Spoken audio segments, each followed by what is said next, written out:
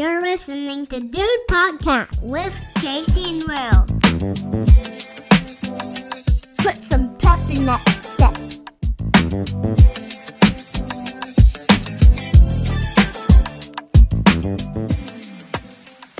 Enjoy the show.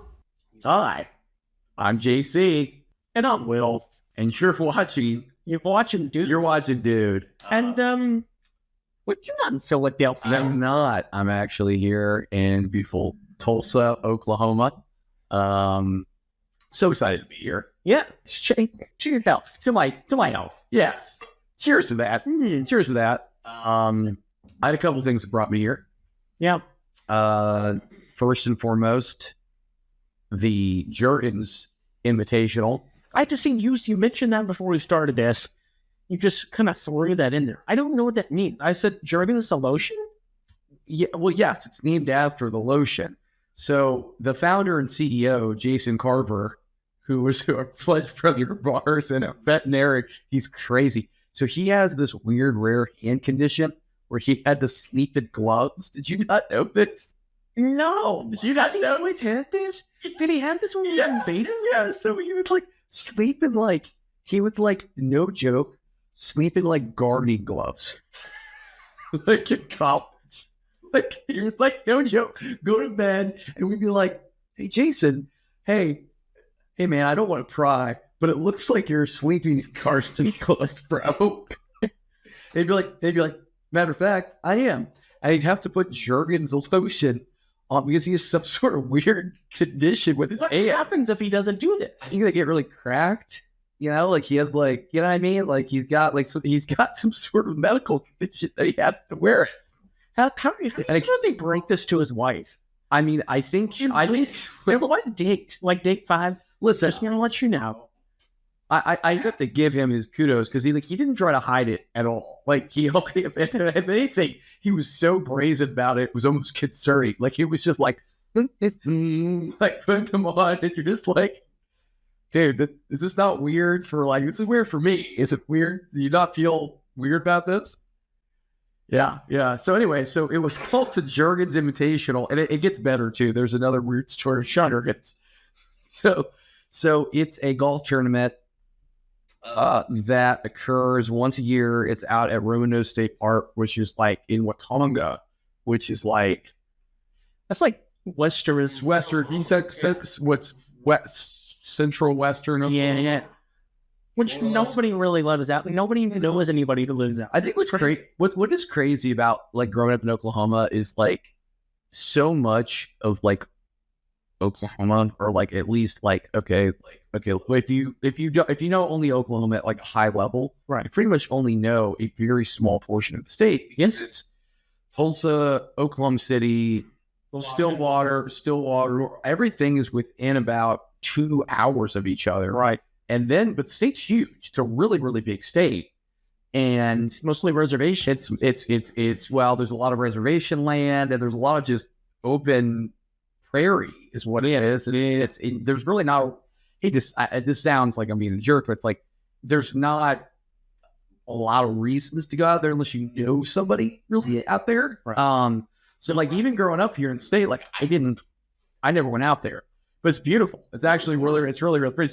So I'm out there, and I don't really golf, but I've gone out there a couple times. It's a lot of fun. It's beautiful. It's a beautiful area. It's it's mountainous. And really what you do is you just drink entirely too much at Roanoke State Park. It's cool too because there's no cell phone reception, so you're out there. Right. But it's really pretty. And I got to drive around the golf cart, see a bunch of old fraternity brothers, and get into a little bit of trouble, have a good time. And then went to, me and you went and watched our alma mater, Oklahoma State, beat the Tulsa Hurricane. Yeah. That's a little bit weird thing for me because my dad went to TU, my uncle played at TU. So a little bittersweet. Not really. No, because you don't really care about. Let's kick their butts. Yeah, I don't. Whatever.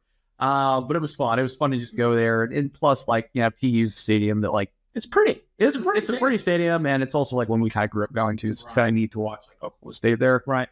So yeah, I mean, and then but I will tell you, so the Jergens.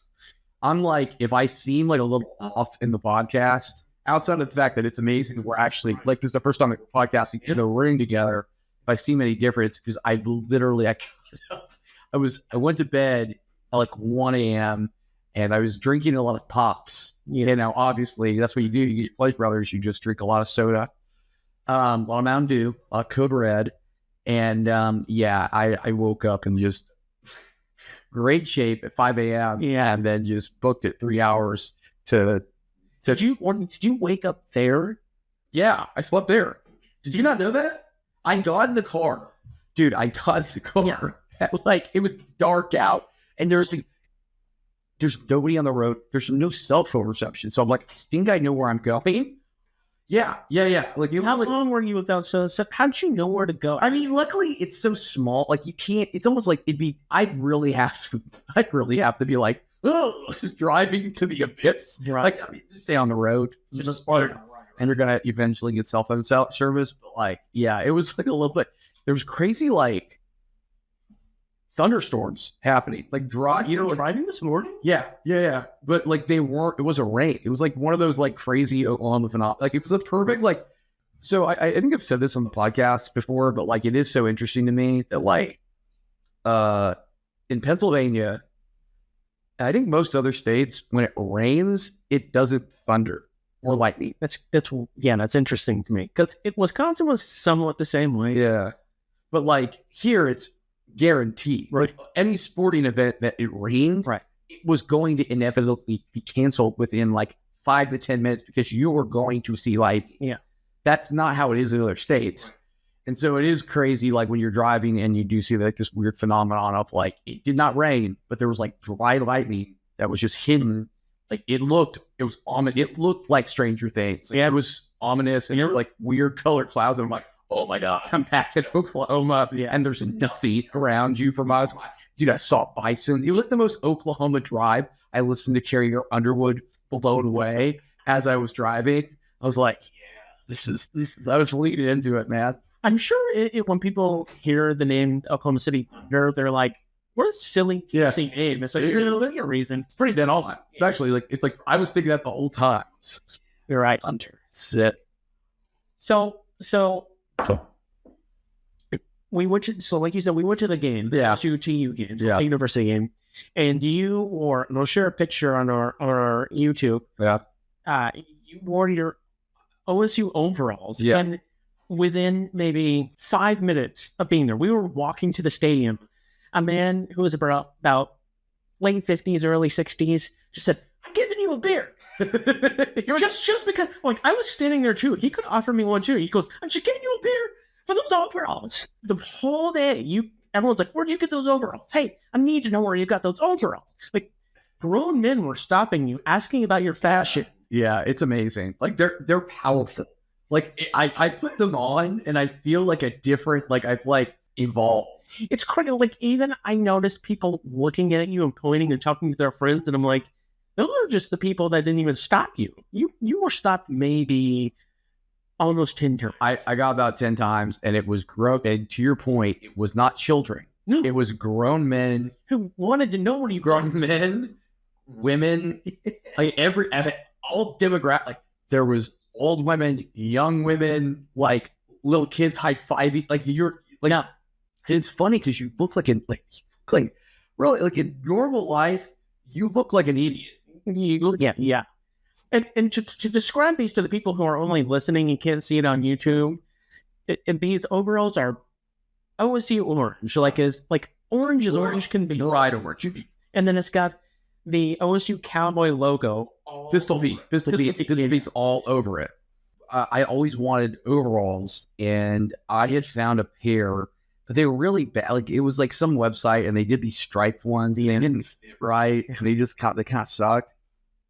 And she had found these. I cannot find them. Yeah. So I don't know if the site went under, so I've looked for other people. So I feel like I'm a jerk. I'm like keeping it secret. People go, I need to know where you get that. And I'm like, I don't know. My wife found them. I've tried to find them for people. I cannot find them for people. I'm not trying to but they're also magical. Like, Oklahoma State has never lost a game as I've worn them. And I mean, to your credit, we won. It's like 40 something. 45-10. I mean, it could have been more. Like they relinquished the hounds. You know what I mean? They were like, no, let's bring the boys back. So yeah, it was it is otherworldly. Like within at a football game, you can wear a ridiculous outfit like that, and you just kind of become you're like the cool guy at the party. You know what's crazy is Jordan Hill, our buddy Jordan Hill, who has been on this podcast before. We talked about you own a pair of overalls. And Jordan Hill and I have talked about, we do miss wearing overalls, but as adults, we feel weird wearing them. And we said, you pull it off. I also, when I worked at bed and breakfast, that was my outfit. And bed and breakfast, so I worked at bed and breakfast. It's always my outfit. Is it because it made you feel like you were a working man? Two things. It makes me feel like a working man. I have Dickies brown overalls that I wear. And functional. They're actually very functional. Sure. Like there's tons of pockets. There's tons of places to like put stuff. Yeah. They're perfect. And they're also, you can't like whatever the material is like really tough. Like it's like, sure. It's like I'm sure it's like flame retardant or whatever. Like I was getting nervous when I said that word. Am I allowed to say that word? Flame retardant? Yeah. I think I say that. So yeah, you were getting high-fiving babies, high-fiving old women, men, young sorority girls, bumping fists. It was awesome. So yeah, that was one notable thing today. Another notable thing I need to talk about. No. I'm going to share a screen recording of this. Oh, no. So today, JC, I forget why. You pulled out your alarm. No, so here's what happened. I literally went straight from waking up at 5:30 a.m. Yeah. Feeling just great. Pulling into your house, and I think I kicked down the door basically was like, I have to use your restroom. Like stiff arm your child. I'm like, get out of the way. It's just out of the way. I was so close to while driving trying to pee, but it was I was in my head like, if I peed my pants, like, should we just wash them? I was so close. But yeah, so I went to the bathroom, but then I came out and I saw, hopefully like after that, I made my apologies and I clearly was forgiven by your wonderful children and wife. And I'm talking to your wife. So my alarm goes off. I'm going to be the first to tell everybody, I literally, I don't treat my phone. I don't treat my phones well. I don't. I really don't. You lose it all the time. I lose my phones. I drop them. I just don't. Outside of calls and listening to things on them, right? I just don't. I don't care. It's precious to you. Not precious.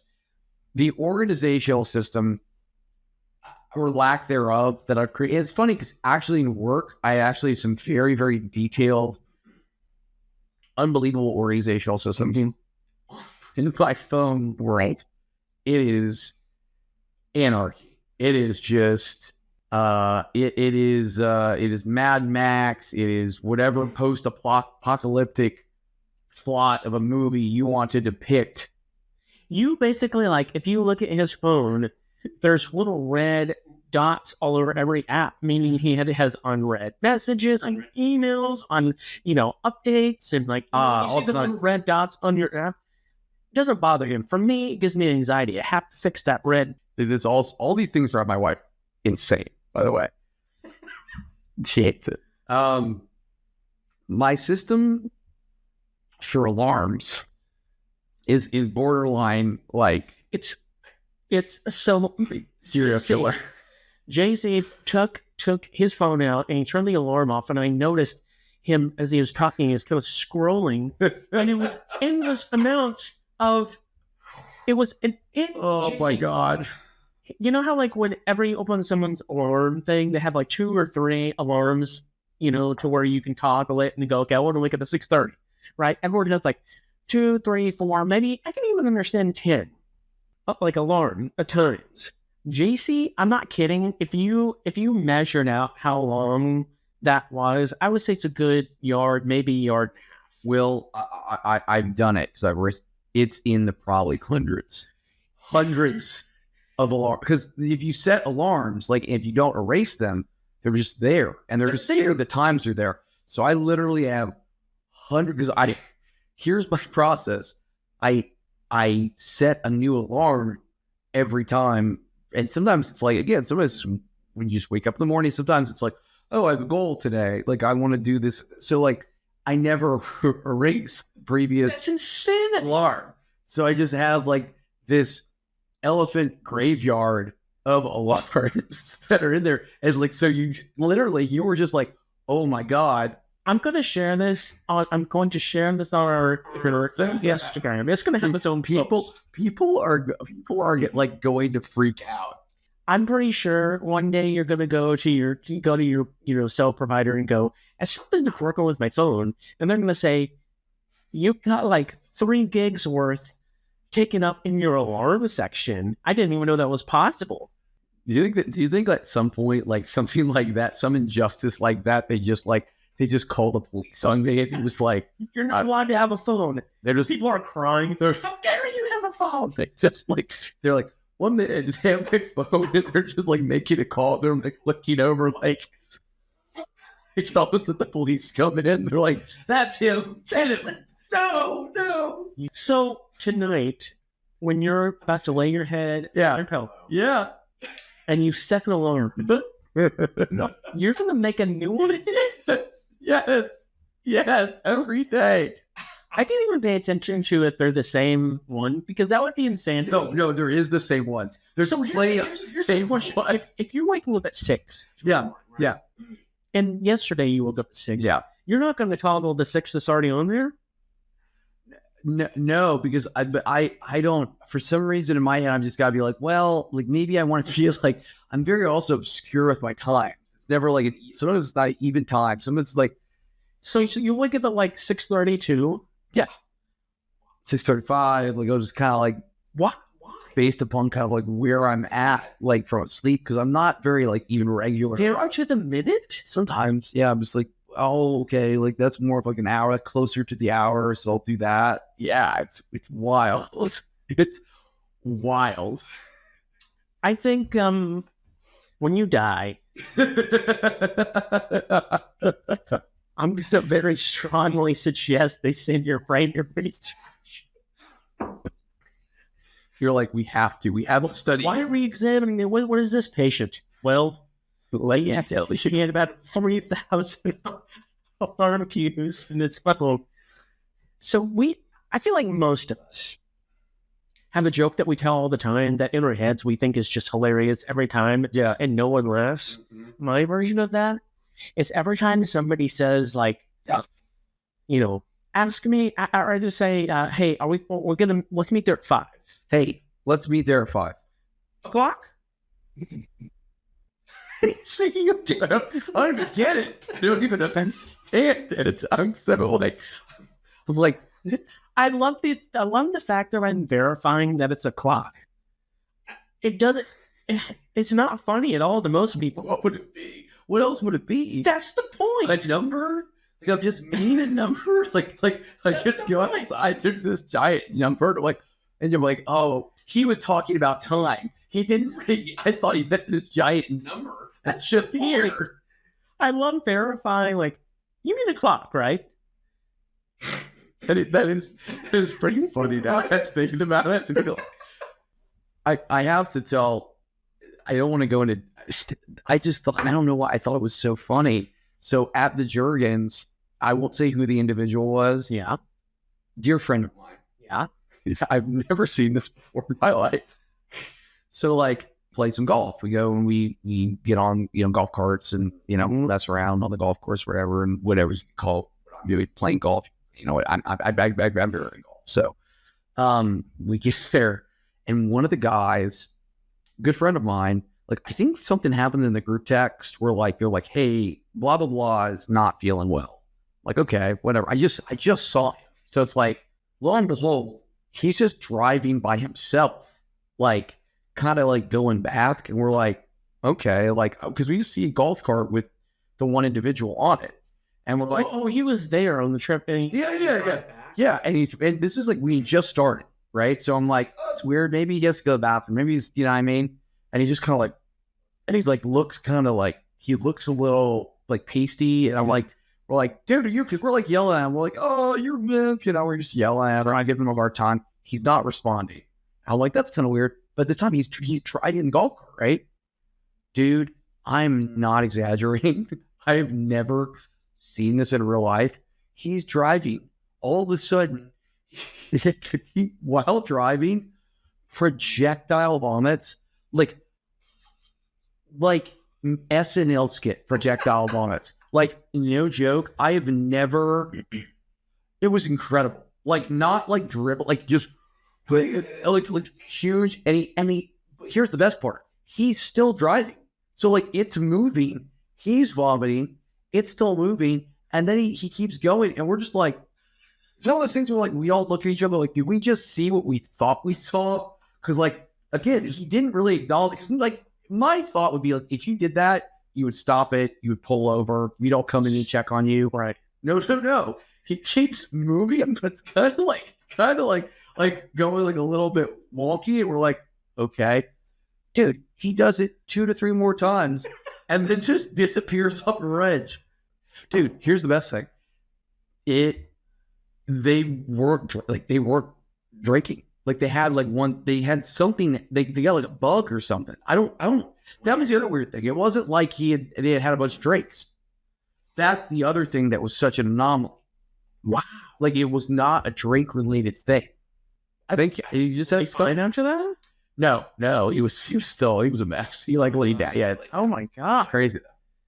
So you see, last episode, you talked about how you've been rewatching Seventh Heaven. Yes. And you said next episode we're going to watch. Yeah, together. Next podcast episode we're going to watch an episode of Seventh Heaven. Yeah. We told the duties which one. Yeah. To watch. Yeah. It was the episode was called Who Knows. It was season 4, episode 10. Okay. Yeah. So we just watched it. Together. You made me watch this. What's your Thank you. What's your initial impression? Going back and watching a show that came out, this debuted in, I believe, 96. Really? Looked it up, 96. This came out in 1996. Yes. Now, this show or this episode? Oh, I think this episode was 1990. The show. This episode came out in 1999. Okay. It's debuted in 1999. So I have 2 thoughts about it. Okay. Yeah.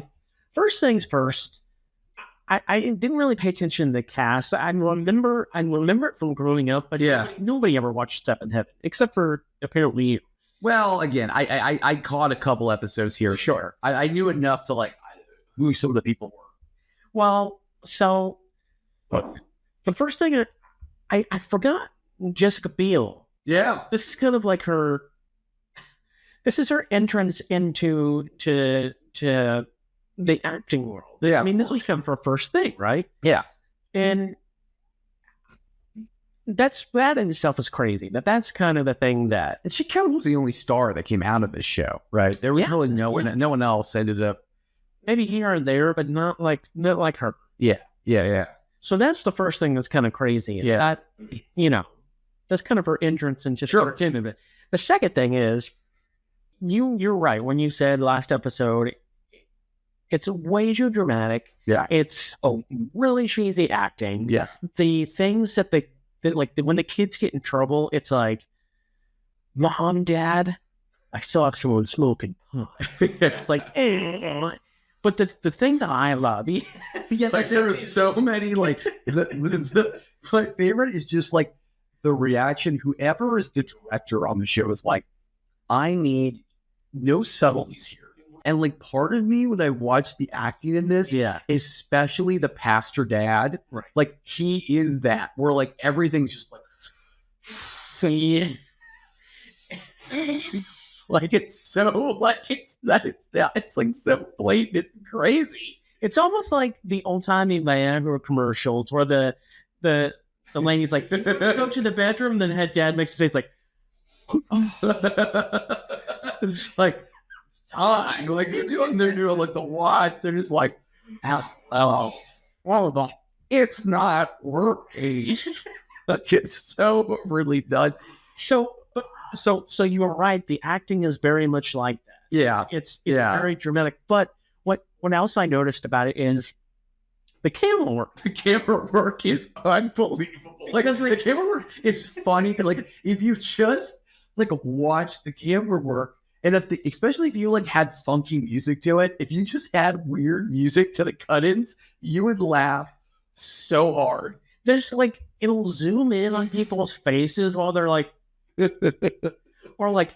So the episode we watched is about. There's one part where the kid he has to do extracurricular activities to get.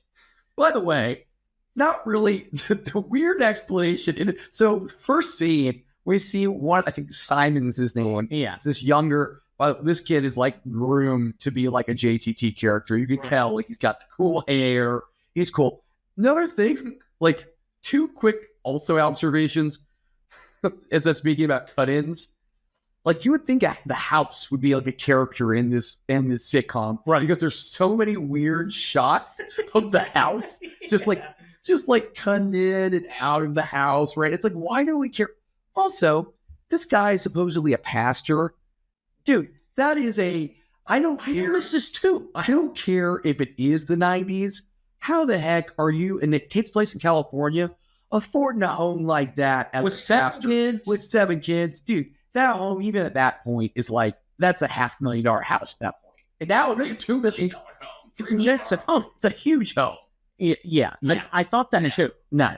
But yeah, they do cut into that. So Simon, one of the early things, it's interesting. There's a few different plot points going on that's kind of revolving around the different kids, right? Right. Which is, I think, kind of just one of the main things that kind of made the show work, right? All the kids kind of were at different points in their life, and they have different stories that kind of like correlate, and it gets called 7 because there's 7 children. Although there's 2 twins that like they shouldn't even really count, right? Because they're like infants. Also, how old was she when she had these like 50s? I don't think she's in her 50s, but she's up there. Yeah, no, I you know what, I didn't even think about it. Especially in the 90s. I mean, like again, like now there's technology to help us get there. Like yeah, it's a miracle. That's a very fertile woman. Very firm. She has smell semen and she gets attracted. The pastor. The pastor.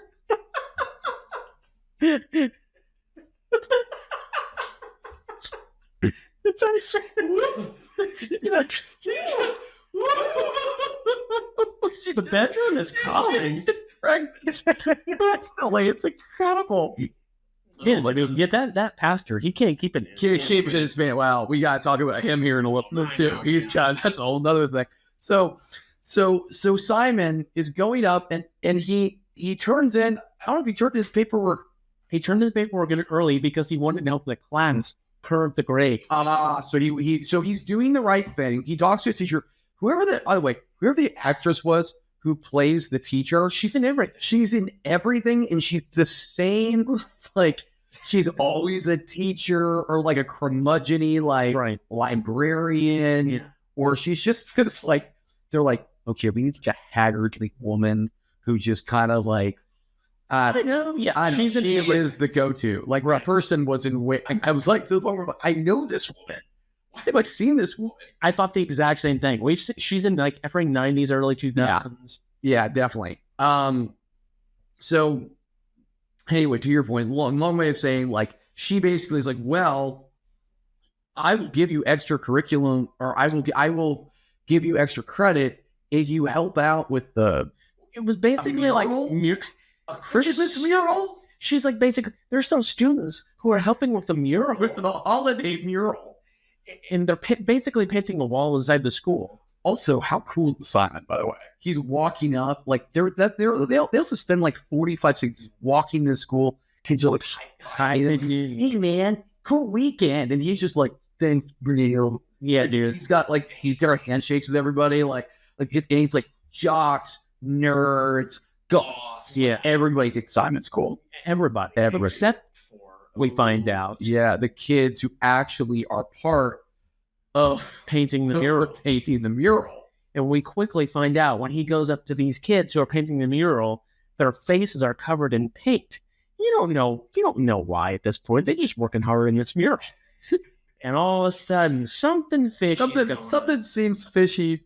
By the way, like, they didn't go light on that at all. Like, no, they just like whoever was in costume was like, all right, so people huff paint. Like, we're just gonna like, it's like they have so much paint on them. It's like, and they just look crazy. Like, it's like, what was the threat kids that the aren't kid being said to him? It's like, if you tell anybody about this, it will make your life hell. yeah, it'll make your life. And like, also, like, that was the swear word. Like, you knew, like, they were like, the writers were like, did we get the gravity of the situation? Do we say we'll make your life heck? No. We gotta up it. I'm saying, hell, like, it's gonna be the one swear word we use in the episode. We're gonna say make your life hell, and then they do the cutaway. It worked, people. When we heard that word, we both were, ooh. So Simon walks up. These kids they paint all over their face, and also they're like loosely like alluding to the fact that they're huffing paint the whole time. Like, they're like, where's the other guys? They had to take a breather. They didn't take that was cool. They didn't take a breather. I don't know. I'm all up in my head, man. He's like, he's spraying the paint. He goes, why aren't you smelling that? He goes, I don't know. Kind of makes you feel good. That was the other weird thing. Was he was like testing him. He was like that was like, and then there was a weird point too where like the other boys all leave and it's just him and this one boy. Yeah. And the boy like definitely was like trying to initiate him into like the huffing culture. And then eventually he figures like, you're too prude. Or no, he goes, you're too pure. Yeah. What kind of bad guy says that? You're too pure to huff paint. Also, like, can I also say this? What was interesting is like, they allude to it for like a good 2/3 of the episode, but then they don't get into like what huffing paint is until like all of a sudden, like, you know, a can gets whipped out. Right. Because at the first time, I guess they're just getting high up the fuel. Right. It's just not, any kind of paint's not good for you. Right. Like, we should all like, right. And also, there's no supervision at all going on, and there's like these kids are like 8th grade, and they're just like going down. It's like the most supervision that happens is there's that one janitor like just gives him like a head nod. He like head nods at him, and like he's like, all right, well, a bunch of kids just hating after class, and they're also like just in the middle of the like, it's not even hidden away. It's in the middle of the like the hallway, and they're just put their head in the bag. So that is the main. There's a couple other storylines that we might get into, but yeah, it's hysterical that is. And also, like, do you remember? And again, I know that we're all at different places in the world and socioeconomic places, whatever. But like, was huffing a big problem? Do you remember huffing being? Was that something that like we were being like, oh, this is an epidemic? Was that a problem? I only know one person who did that. And I remember thinking that and gasoline. Not me. Yeah. Obviously. But obviously. You want to know why? I mean, look at the brain that this man. You want to know why? Because I'm pure. No, you're right. You are. That's what I thought. I was like, you know what? He's too pure. He's too pure. He's too pure. He wouldn't even want to have. Wouldn't even want to stay. But smell his I can't imagine. I just don't understand. Yeah, I don't know. I think I looked at it like I have so few brain cells as it is. Like, I only got a couple of them like even bouncing around in there. The idea of just like zapping more, it's like, you know what was like some people did in their high school, and I think they were just too dumb to understand that it was bad for you, was the error. Oh, whippets. Yeah. Oh, those. Yeah. So like what do you clean your like key comes off with? That's also, I would also say that, like, again, not good for you, but if you're going to like go one way, like much less work, like much cleaner than huffing. Like huffing paint is like, you're really going down a dark. Yeah. You're also going down like, it's, dude, again, like, it wasn't that hard. Like, that's the other funny thing. Okay, what happens ultimately? One of the kids, like, it finally becomes blatant that they're huffing paint. Like, after they do a very long time of alluding to the fact that this is what it is, one of the kids huffs paint, and then instantly, we have just a massive amount of blood. Again, no nose bleeds like this. Where it was like it felt like just tons of blood. Yeah. And then he again, the veiled threat of, you don't tell anybody about this. Because what did he say? He goes, it happens all the time. Don't tell anybody. Well, then, what do you think happens? Simon pulls up to school in the van. Well, pastor's driving. Pastor dad, this dad is the nosiest dad. This dad is involved in everybody's business. To an alarming extent. Like, yeah, like, it also makes you really, like, if anything, it puts a lot less faith in the church for me. So I'm like, this man is actually like he's like finagling things, and like his involvement, and he's influencing things he really has no business of influencing. Yeah. He's involved in all aspects of children's lives. Too much. And yet he's still pastoring on like apparently a $500,000 salary. Yeah, exactly. He's doing whatever he's doing. He's invested very well. Who's the guy in Houston who has the Joel Osteen? Yeah, he's doing some Joel Osteen things, evidently, because he's doing very well. Although he invested in communion wafer stocks. Yes. Although they make it very clear, despite the incredible house, that they only have one minivan that is used throughout. Oh, I didn't know that. Well, I mean, we just see that minivan all the time. Yeah, that's true. And Dad's driving around, and Dad is. So anyway, they pull up to this teacher that we all know from something. We're like, we've seen this woman before, and she's like, yeah, it's the kid we also just saw 2 minutes ago, because we're such a dumb audience that like we're like, oh, that's the kid with blood coming out of his head. Turns out he's in a hospital now. The teacher comes up, she goes, did you hear what happened to little Billy or whatever? Yeah. She's like, he's in the hospital. Like, how's he doing? I don't know. And Simon, do you know what's going on? Do you have any idea what's happened? She immediately goes to Simon. Do you know what happened, Simon? And Simon has a really bad poker face, and he's like, and he's looking, and the dad is like, Simon, we're gonna take a drive. But I love that Simon. No, but the best part about that scene is Simon goes, and he kind of looks, and coincidentally, as we all know, oh yeah, that's right. That is the best part. The gang of Huff painters are looking at him. Yeah, they're in the scene in the back, going like, they're doing like the, if you say anything, we're gonna make your life hell, Simon. So they're there. All of it is just, and this pastor, he again, great pastor. His intuition, his pastorly intuition is going off, and he's like, Simon, we're gonna take a drive. He knew something was up. And so I love when they go to the hospital, Simon eventually says, something's happening with the paint crew. What do you mean? Well, something with the fumes. And the pastor looks at him and goes, are you talking about Huffing?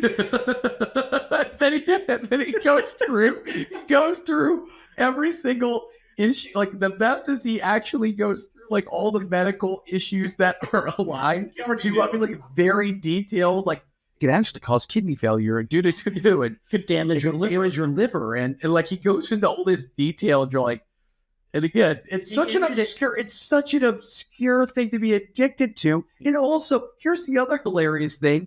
So at one point they go to the hospital, which again, this guy Simon's not even close to the dude who got in trouble right at the hospital. So it's kind of weird that they were like, let's go visit the person that you barely know. Right.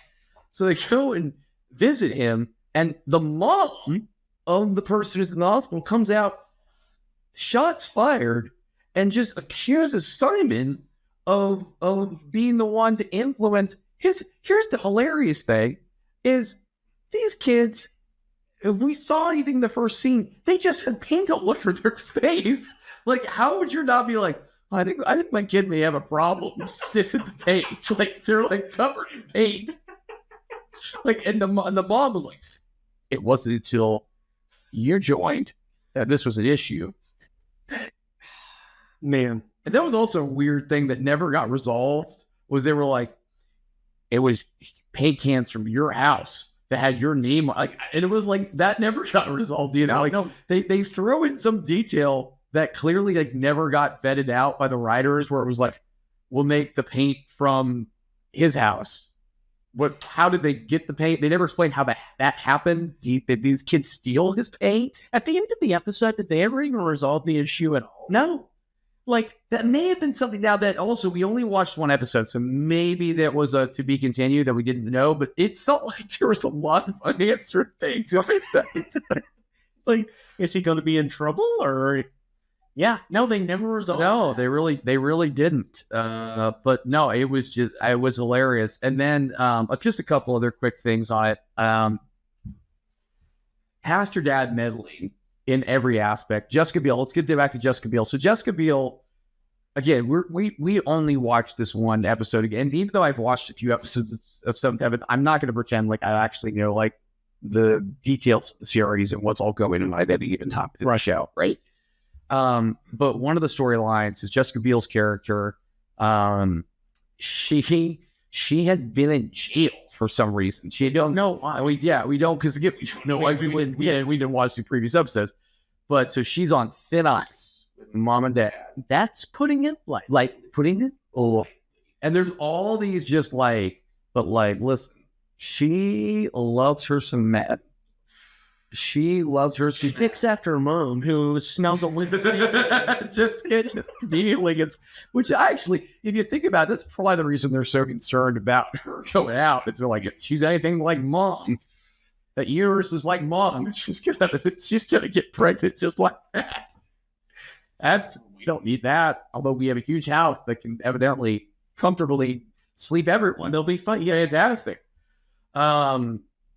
Yeah, the best though was she has a crush. She has to do some community service work for a jail thing that we don't really understand. But there's a boy there that she falls for.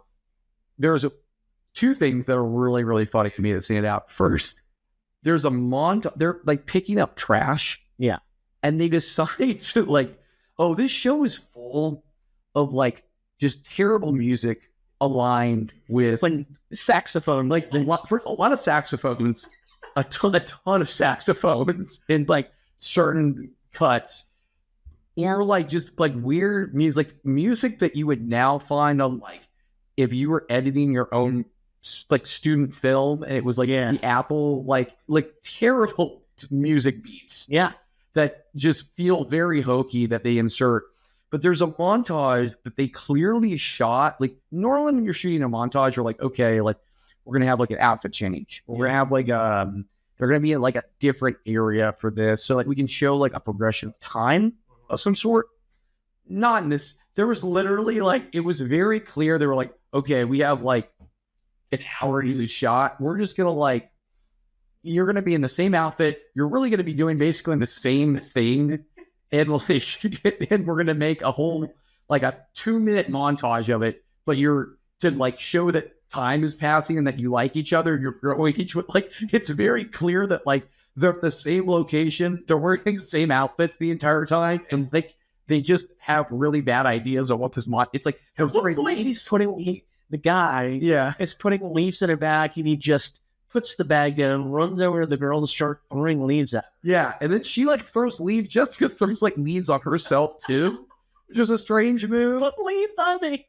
Well, that was love. That was love in the 90s, you know? I must have thought it was a mating call. I suppose. But there's another part where the camera works. The camera works. It's amazing. He is panning through leaves like a creeper, and you see his face just go through the hole in the leaves. He's just... and then his like face goes literally out of Lincoln back, just staring at each other. It's bullish. It really feels like on the level of like when you had to do like senior photos and you had like, all right, like Will, I'm taking your pictures. You're literally here, and we have like 10 minutes. Just go over there and then you go over there, and then you go over there, and here's the picture. Yeah, that's what it felt like for, again, at the time, probably one of the biggest like teen shows of the late 90s, early 2000s. Yeah. Which is hysterical. It's crazy. Other thing though was like the dad picks up on this. So the dad drops off Jessica Biel. Yeah. And that's another thing. This dad is in the minivan, also like a good fourth of the episode, just driving people around. And he's always just giving these, again, overacting like, look. He pulls up in the minivan. So he pulls up, he drops her off, he kind of gives a look. He knows something. He knows something's up. But then, literally 30 seconds later, there's a cut of him pulling back.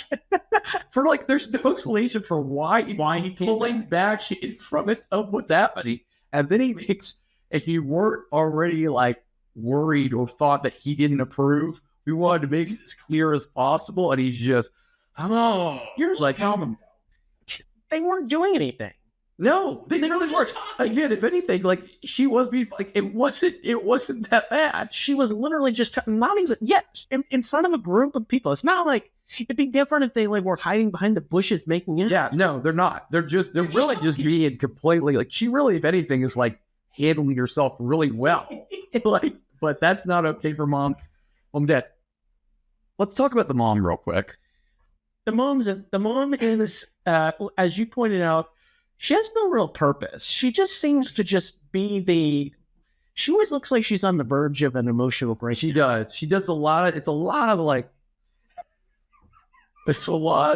concerned face. If you can't see what I'm doing, it's a lot of concerned face. She really just like, I'm trying to think of if dad is Michael Jordan on the show, as far as like how much time, she's not Scottie Pippen. No, she's more Kerr. Like, like maybe she hits a 3. Like when you go back and look at the stats, you're like, well, what did Steve Kerr do on that Bulls team?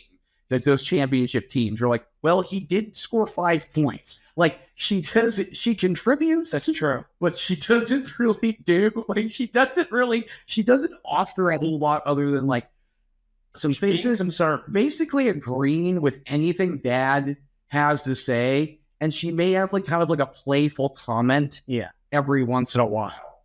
But she does seem like she's on the verge of a nervous breakdown continually. And again, she's unbelievably fertile with, I mean, maybe that is her point. Maybe that's just, what the difference between the ages. We have the oldest, that guy's gotta be what, in near 20s in the show? That is interesting. He's in college in this episode. Well, I don't even, is he in college or is he just working at the hospital?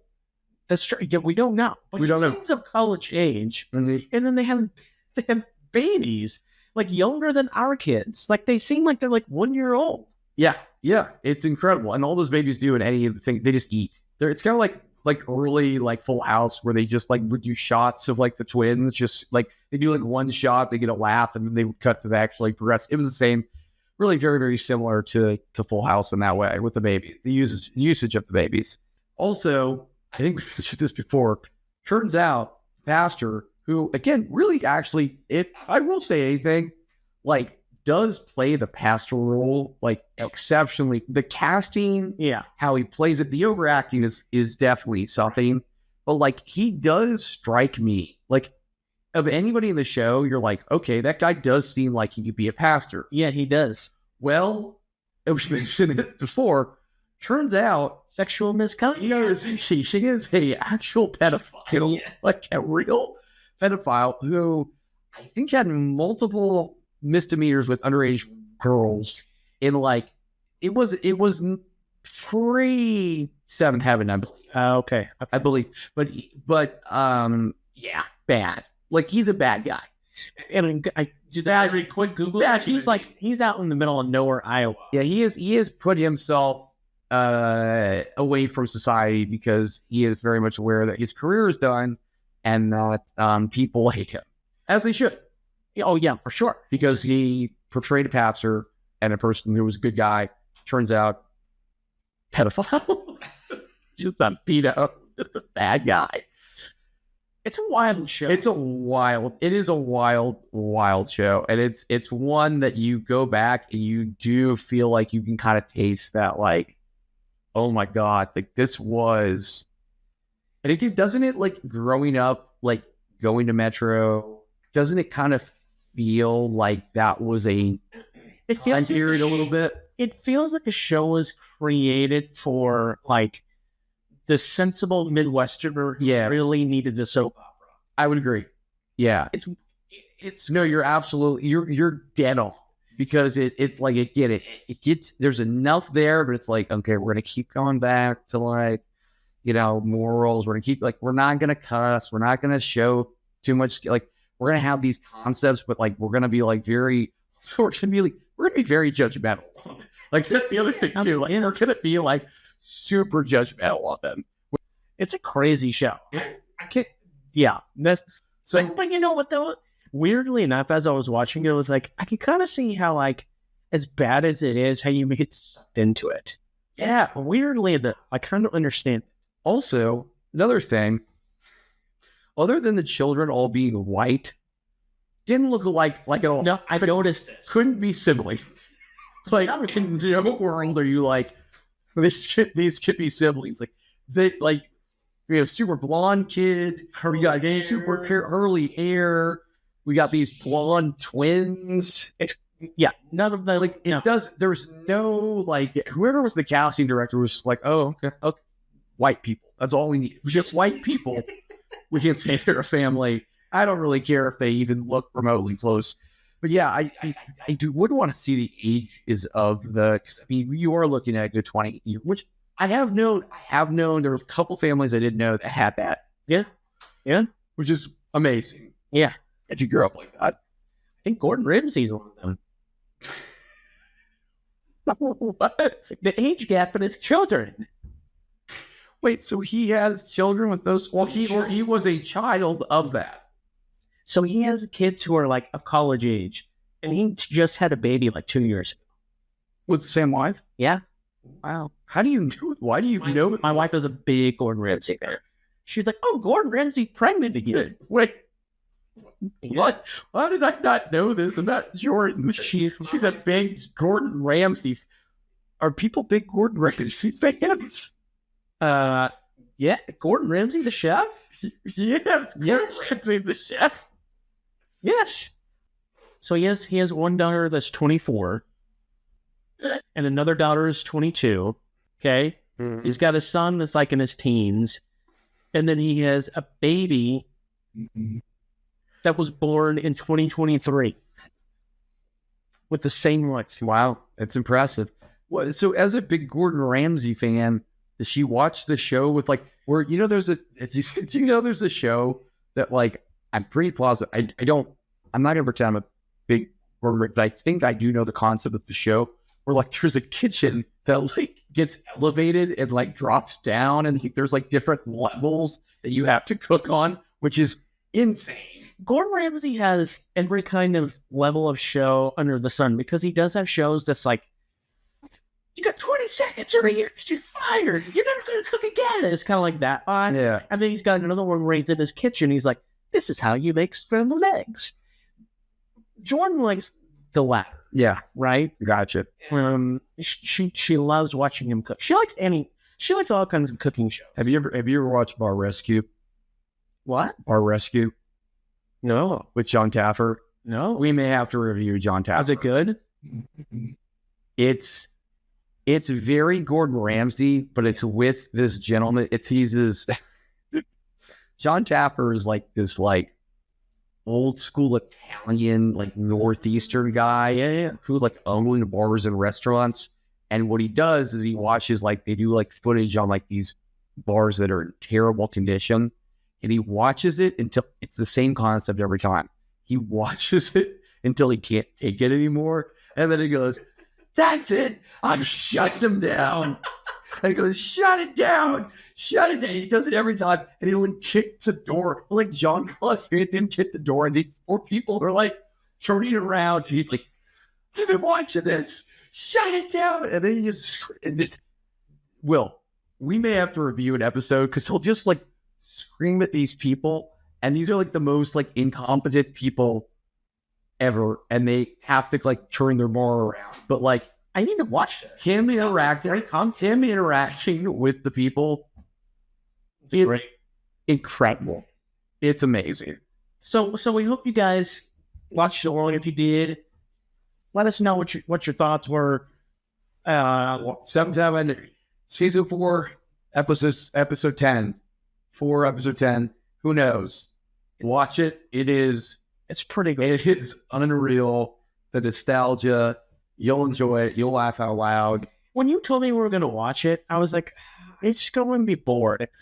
And it's terrible. It's not. It's a stupid show. It is a stupid show. But when you watch it, you're kind of entranced. You're kind of like, I can't stop watching. And I think it's almost better in some ways when you watch it and then you think about what you watched, like in parts, because then you're like, what it was like. You almost like buy into the trash they're giving you, where you're like, yeah, and then you're like, wait, what? Like that doesn't make any sense at all. There's so many holes in it. Like I found myself defending the kids a lot. I was like, wait a second, she didn't do anything wrong, or like, hey, your boyfriend's a good dude. Yeah. Like why like here? I want them to be together. Jessica Biel deserves to be happy. It was a lot of like tough love. I feel like we will revisit more, because there are other clips and things where it's like, I just think the writers just like, they realized they had this hit on their hands, and they did, and they're like, I really think they almost were like, let's just like make gangs and like, also the world they live in is such a like, everyone's white, everyone's very affluent, except for the teacher. Well, for the teacher. But like, it is a very like high class. God. Dude, this show went for 11 years. There again, so oh my God. So watch it with us, please, or start watching episodes. We're gonna do a few more of these. We'll give you a heads up before we do them. But yeah, go back and watch it, because it is hysterical. There's more episodes that we will review. Like the pod, share the pod. Yeah. Do whatever you want to promote the pod. Yeah. We visit the website, if you want to sponsor the pod, give us a call. Please. And use the sponsor. We really could use the sponsor. You know what? So many people have been buying merch. Oh my gosh, so much merch. He's running out. Those people to buy some merch, like the other hundreds of people buying merch. I mean, he can barely keep in stock, but and I want to make it clear, if you think these prices are a little steep, that's because we run it through Amazon. We're not running a shirt factory here. We run just through an Amazon thing. So, but blame Jeff Bezos. Get mad at him and his yacht and his weird-looking girlfriend wife. Yeah, blame little Jeffy B. Yeah, little Jeffy B. To be called Big Uncle Jeffy B. It's like a really bad after-school special program. Welcome to Jeffy B's Playhouse. It's Jeffy B. I'm Jeffy B, and this is my pal dog Barky. Uncle Jeffy B. Uncle Jeffy B. Anyway, so Uncle Jeffy B is the one who helps produce shirts, and that's why there may be a little bit pricier, but hopefully, if we can get some real quality shirts and cut the prices down. Yeah. Until then, I'll have to go through Uncle Jeffy B. You got to come through Uncle Jeffy B. So yeah, like, subscribe, share, save, watch our YouTube, repos, the TikTok. The biggest thing is we like when people interact with us. We like when people write in, give suggestions. So do that. It just fills up little dude hearts up. We love you, duties. This was a treat to be able to be with my buddy in real life, and we will talk to you next week. High five.